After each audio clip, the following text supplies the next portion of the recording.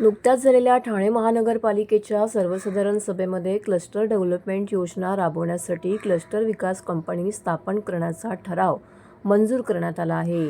या कंपनी म्हणजेच तैनाती फौज असल्याचा आरोप करत कंपनीच्या हातातील क्लस्टरचा कारभार काढून घ्यावा या मागणीसाठी राष्ट्रवादी काँग्रेस शरदचंद्र पवार पक्षाच्या डॉ. जितेंद्र आव्हाड यांच्या उपस्थितीमध्ये जिल्हाध्यक्ष मनोज प्रधान यांच्या नेतृत्वाखाली दिनहात नाका ते क्लस्टर डेव्हलपमेंट कार्यालय असा विराट मोर्चा काढण्यात आला. या मोर्चामध्ये हजारो ठाणेकर सहभागी झाले होते. या प्रसंगी डॉ. जितेंद्र आव्हाड आणि मनोज प्रधान यांनी उपायुक्त दीपक जिंजाड यांचा जोरदार समाचार घेतला आहे.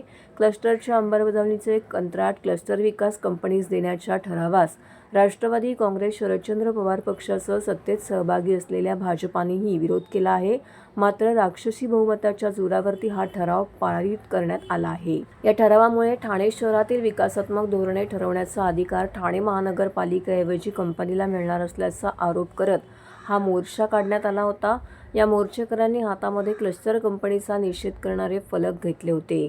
दिनहात नाका येथून सुरू झालेला हा मोर्चा क्लस्टर कार्यालयावरती समारोप करण्यात आला. यावेळी डॉ. जितेंद्र आव्हाड म्हणाले, आज ठाण्याला पाणी मिळत नाही, रस्त्यावर ट्रॅफिक कसं आहे तुम्हाला माहिती आहे. नगरसेवक निधीत कपात केली आणि 130 कोटी रुपये त्या कंपनीला दिलेत. म्हणजेच काहीही करून पैसे जमवायचे हा प्रकार गेले अनेक वर्ष ठाण्यामध्ये चालू आहे. मेट्रो, रिंग रेल्वे, काय रस्ते, अरे कशासाठी एका प्रोजेक्टमध्ये 3-3 हजार झाडं कापतायत. ठाण्यामध्ये कधी एवढी उष्णता होती का आधी?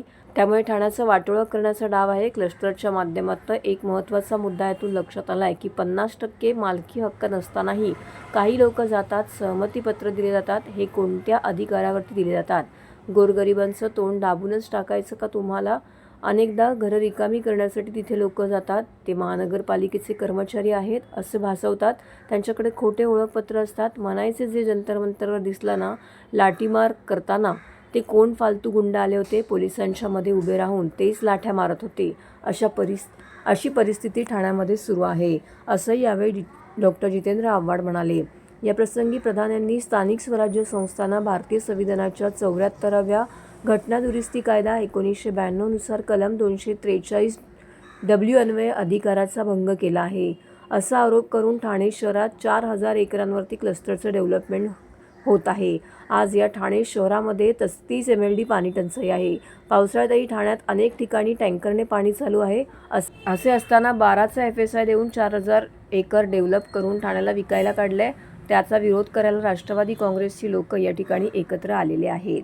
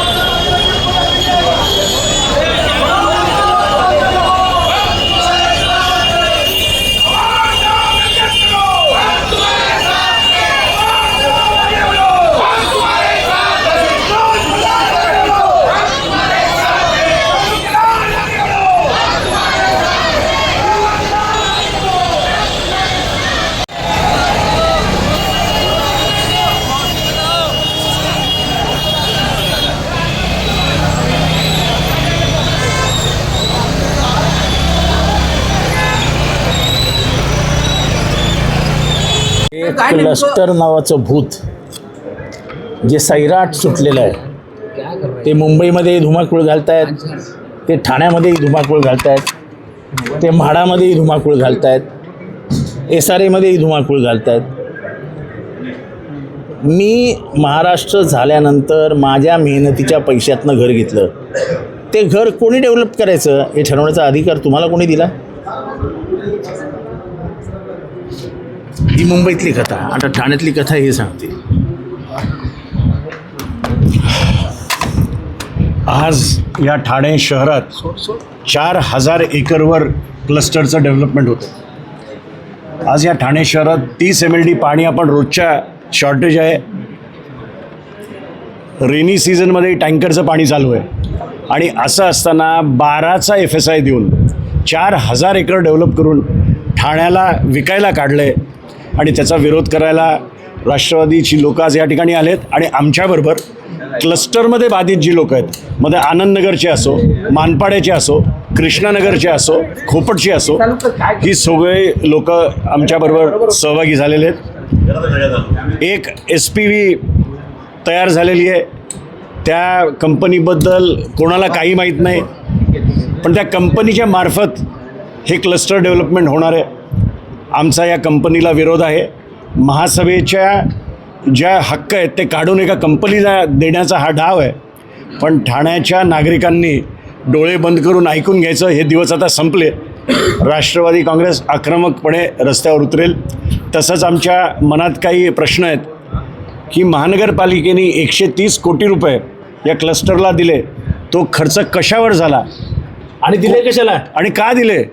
आणि 130 कोटी तुम्ही आज ठाण्यातल्या गरीब लोकांचे 12% आणि 20% प्रॉपर्टी टॅक्स वाढवताय. आणि असे 130 कोटी रुपये तुम्ही एका क्लस्टरच्या एका प्रायव्हेट कंपनीला देताय. नावं जाहीर करा, याच्या मागे कोण आहे, जी कंपनी SPV बनवत आहेत त्याच्यामध्ये नावं जाहीर करा.